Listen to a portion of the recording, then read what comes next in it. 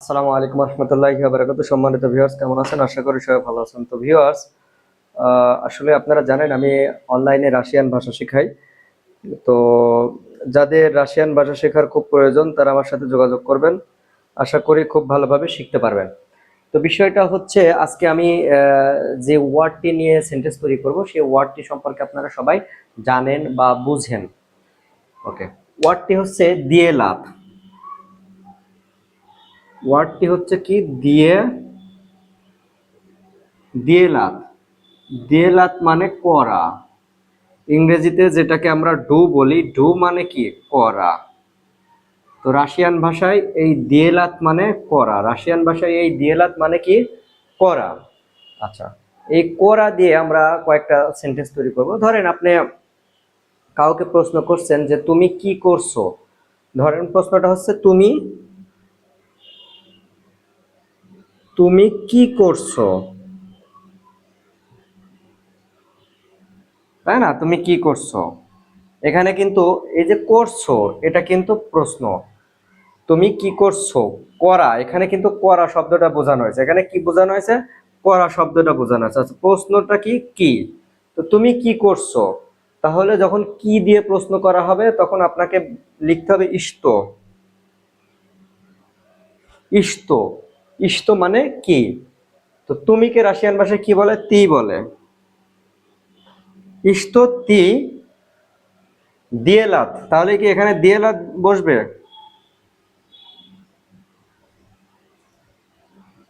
দিয়েলাত বসবে।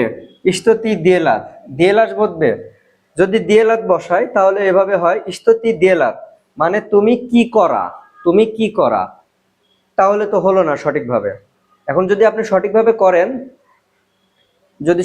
করেন, তাহলে এই যে দিয়েলাত, এটা পরিবর্তন হবে। পরিবর্তন হয়ে কি হবে? দিয়ে লায়েশ হবে। দিয়ে লায়েশ হবে। ইস্ততি দিয়ে লায়েশ, তুমি কি করছো। তুমি কি করছো, কেন? এটা কেন পরিবর্তন হবে? এটাকে বলে ভার্বের কনজুগেশন। ঠিক আছে? এই কনজুগেশনটা হয় হচ্ছে এই প্রোনাউনের উপরে ভিত্তি করে। কনজুগেশনটা কিসের উপরে ভিত্তি করে হয়?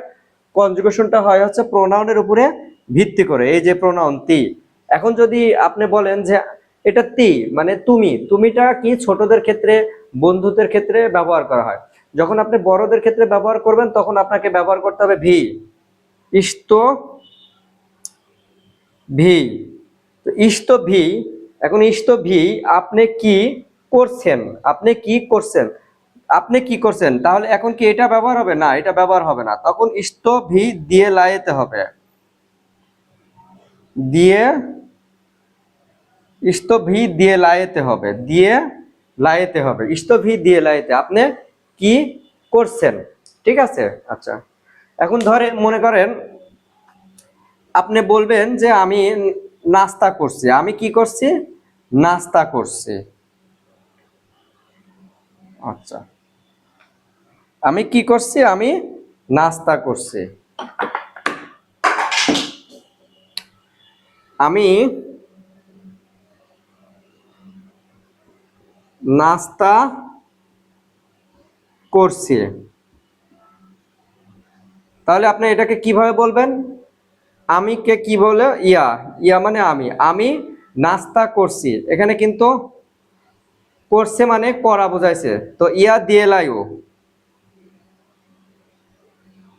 ইয়া ইয়া দিয়ে লাইও, আমি করছি। কি করছি? নাস্তা। জাফত্রাক, জাফত্রাক, জাফত্রাক। এই যে জাফত্রাক, এই জাফত্রাক, জাফত্রাক মানে নাস্তা করা। তো ইয়া দিয়েলায়ু জাফত্রাক, আমি নাস্তা করছি। তো এখানে দেখেন আমি যেটা লিখলাম জাফত্রাক, জাফত্রাক, উচ্চারণটা হওয়ার কথা জাভ, জাভ ত্রাক, কিন্তু উচ্চারণটা জাভ ত্রাক হবে না, উচ্চারণটা হবে জাফ ত্রাক। বর্গে জয়া আকার ফ, জাফ তরফলা আকার ক, ত্রাক, জাফ ত্রাক, এটা হচ্ছে সঠিক উচ্চারণ।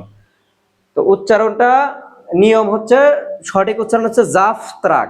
কিন্তু আমরা যদি নিয়মটা না জানি তাহলে আমরা উচ্চারণ কিভাবে করব, জাফ ত্রাক, কিন্তু এটা ভুল। এখন জাফ ত্রাক না হয়ে কেন জাফ ত্রাক হলো, এটা হচ্ছে ব্যাকরণগত কারণ।